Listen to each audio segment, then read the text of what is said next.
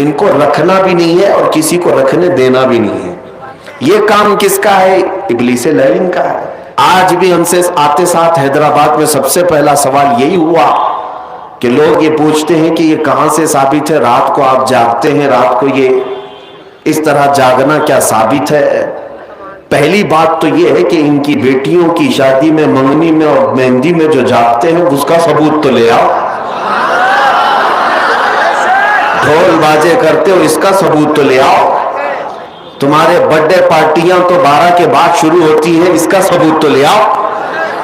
تمہارے پاس دنیاوی مشاغل کے لیے رات جاگنے میں کوئی دلیل کی ضرورت نہیں، اور ایک بندہ مومن اللہ کی یاد کے لیے رات جاگے تو یہ دلیل کس طرح سے آ رہی ہے، کس طرح کا مطالبہ ہے؟ یہ شیطان مطالبہ کرتا ہے.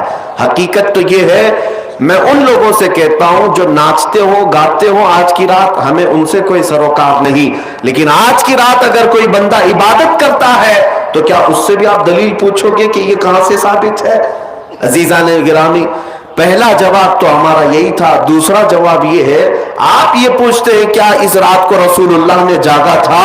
نادان، تجھے پتہ نہیں میرے رسول تو 365 راتیں جاگتے تھے. وہ تو سال بھر اپنی امت کی مغفرت کی دعا کرتے تھے.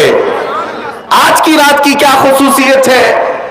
اور الحمدللہ ہم اسی مسلک سے تعلق رکھتے ہیں جس کے امام نے یہ کہا تھا، اللہ کیا جہنم اب بھی نہ سرد ہوگا، رو رو کے مصطفیٰ نے دریا بہا دیے ہیں. نبی پاک صلی اللہ تعالیٰ علیہ وسلم نے جاگا کیوں نہیں؟ جاگا ہے. ماں عائشہ صدیقہ رضی اللہ تعالیٰ عنہ کی روایات میں آپ کو بتاتا ہوں. جامع ترمذی کی حدیث ہے اور مشکات المصابیح کی حدیث ہے، جس میں صحیح احادیث ہے، وہ میں پہلے آپ کے سامنے عرض کر رہا ہوں. سیدہ عائشہ صدیقہ رضی اللہ تعالیٰ عنہ فرماتی ہیں، ایک رات میں اپنے حجرے میں سوئی تھی، میرے آقا صلی اللہ تعالیٰ علیہ وسلم میرے حجرے میں تھے. اس دن باری میرے ساتھ حضور کے گزارنے کی تھی، لیکن آدھی رات ہوئی تو میں نے دیکھا کہ حضور حجرے میں نہیں ہے. میں گھبرا کر اٹھ بیٹھی، سوچا کہ کسی اور زوجہ کے گھر حضور تشریف لے گئے ہوں گے، تو مسجد میں جا کر دیکھی، مسجد میں نظر نہیں آیا. تو حضرت عائشہ کہتی ہیں کہ رات کی کئی پہر گزر چکے تھے، میں چلتی ہوئی باہر نکلی. یہ صحابہ یا حضور کے اہل بیت کا ایک طریقہ تھا حضور کو ڈھونڈنے کا، کسی سے پوچھتے نہیں تھے بلکہ حضور کی خوشبو سونگتے ہوئے نکلتے تھے.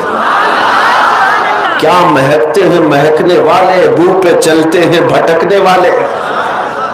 ان کی مہک نے دل کے غنچے کھلا دیے ہیں، جس راہ چل دیے ہیں کوچے بسا دیے ہیں.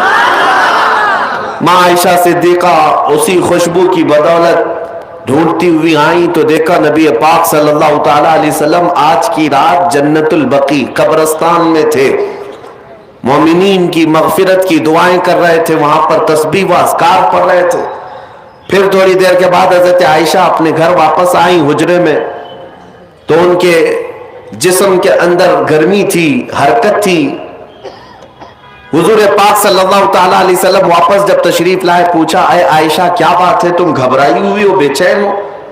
کیا تمہیں ایسا لگتا ہے کہ اللہ اس کے رسول تمہارے ساتھ کچھ غلط کریں گے، زیادتی کریں گے؟ حضرت عائشہ کہتی ہیں ہرگز نہیں یا رسول اللہ، میں نے یہ سوچا تھا کہ آپ شاید کسی اور زوجہ کے گھر گئے ہوں گے. نبی پاک صلی اللہ تعالیٰ علیہ وسلم حضرت عائشہ سے فرماتے ہیں اتدرین هذه اللیلہ، عائشہ آج کی رات کے بارے میں تو جانتی ہے یہ کون سی رات ہے؟ ماں عائشہ صدیقہ نے پوچھا یہ کون سی رات ہے؟ نبی پاک صلی اللہ تعالیٰ علیہ وسلم ارشاد فرماتے ہیں آج کی رات رب ذوالجلال آسمان اول پر نزول فرماتا ہے.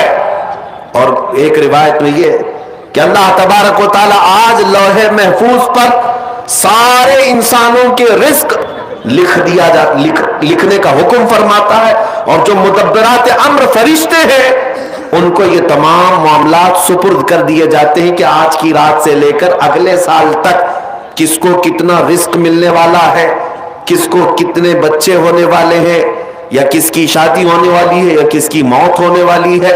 یہ سب آج کی رات مدبرات امر جو فرشتے ہیں، ملائکہ ہیں، ان کے پاس بھیج دیا جاتا ہے. اسی رات رزق کی تقسیم ہوتی ہے، تمام معاملات کی تقسیم ہوتی ہے. یہ حدیث پاک میں موجود ہے. نبی پاک صلی اللہ تعالی علیہ وسلم کے اب روزے کے متعلق پوچھے، ماں عائشہ صدیقہ خود فرماتی ہے کہ میں نے رمضان کے بعد سب سے زیادہ روزہ رکھتے ہوئے حضور کو اگر دیکھا ہے تو شعبان کا مہینہ، کثرت سے میرے آقا صلی اللہ تعالی علیہ وسلم اس میں روزہ رکھتے تھے۔ اور پھر ارشاد فرماتے اس ماہ مبارک میں اللہ کی بارگاہ میں اعمال پیش کیے جاتے ہیں، اور میں یہ چاہتا ہوں کہ میرے اعمال اللہ کی بارگاہ میں اس حالت میں پیش ہو جب میں روزے کی حالت میں ہوں۔ میرے عزیزو، آج جو دن گزر گیا، مغرب کے بعد اب ہماری 15ویں شعبان شروع ہو گئی، 14ویں شعبان تک جتنے بھی ہمارے اعمال تھے وہ سب اللہ کی بارگاہ میں پیش ہو چکے۔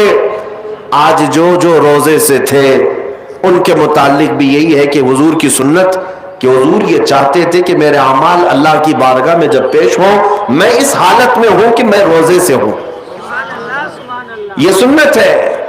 اور دلائل کی بات کرتے ہیں آپ، تفسیر ثعلبی میں حضرت عبداللہ ابن عباس رضی اللہ تعالیٰ عنہ سے منقول ہے، نبی پاک صلی اللہ تعالیٰ علیہ وسلم کی کہ یہ وہ صحابی ہیں جن کو سید المفسرین کہا جاتا ہے۔ آپ فرماتے ہیں پورے سال میں 5 راتیں ایسی ہیں جس میں دعائیں قبول ہوتی۔ صحابی رسول کی بات کر رہا ہوں، بعض لوگوں کو ایسا لگتا ہوگا کہ یہ بریلویوں کی بنائی ہوئی رات ہے۔ عبداللہ ابن عباس رضی اللہ تعالیٰ عنہ فرماتے جمعہ کی رات، رجب کی پہلی رات اور شعبان کی 15ویں رات، اور دونوں عید بقرعید اور رمضان کی عید کی رات، یہ 5 راتیں عبداللہ ابن عباس رضی اللہ تعالیٰ عنہ فرماتے ہیں اس میں اللہ تعالیٰ دعائیں قبول فرماتا ہے۔ حتیٰ کہ اب میں آپ کو صحاح 6 میں سے ایک حدیث آپ کے سامنے رکھتا ہوں، سنن ابن ماجہ کی حدیث ہے۔ نبی پاک صلی اللہ تعالیٰ علیہ وسلم ارشاد فرماتے جب شعبان کا مہینہ داخل ہو جائے تو اس کی راتوں کو کھڑے ہو جایا کرو اور اس کے دنوں میں روزے رکھا کرو۔ جس کو دلیل کی ضرورت ہے وہ ہم سے پوچھے۔ سنن ابن ماجہ کی حدیث، حضور پاک صلی اللہ علیہ وسلم نے ارشاد فرمایا اذا دخل شہر شعبان فقوموا لیلہا وصوموا نہارہا، جب شعبان کا مہینہ آ جائے تو اس کی راتوں میں قیام کرو اور اس کے دنوں میں روزے رکھو۔ اس میں خصوصیت تو نہیں ہے کوئی بھی، پورے شعبان کے لیے حضور نے فرمایا۔ بعض لوگ یہ کہتے ہیں کہ پھر اس کو 15 کو ہی خاص کیوں کرتے ہیں آپ، 15 کو ہی کیوں خاص کرتے ہیں؟ ان کو پہلا جواب تو یہ ہے میاں ٹھیک ہے ہم 15 کو خاص کرتے ہیں، آپ خاص مت کرو، پورا مہینہ رکھ لو، آپ پورا مہینہ رکھ لو، حضور کی سنت ہے۔ ان کو رکھنا بھی نہیں ہے اور کسی کو رکھنے دینا بھی نہیں ہے۔ یہ کام کس کا ہے؟ ابلیس لعین کا ہے، یہ شیطان مردود کا ہے۔ اسی لیے میرے عزیزوں دلائل بہت سارے ہیں۔